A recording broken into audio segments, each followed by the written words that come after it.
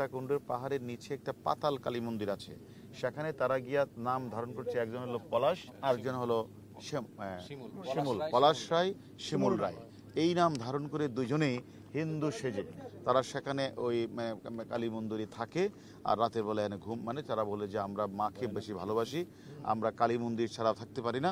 এই ছদ্মবেশ ধারণ করে তারা এখানে প্রায় 23 দিনের মতো ছিল।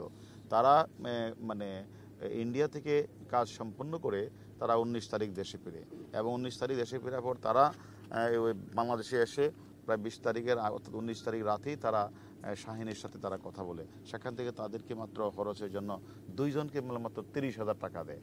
এই 30,000 টাকা নিয়ে তারা যেহেতু মানে এই এলাকাগুলি চিনে, একসময় ট্রাক ড্রাইভারই করেছে, সেই কারণে তারা এই গহীন অরণ্যকে তারা চিনার কারণে, এবং তারা পাতাল কালী মন্দিরে গিয়ে তাদের হিন্দু নাম ধারণ করে তারা সেখানে থাকতেন এবং ঘুমাতেন।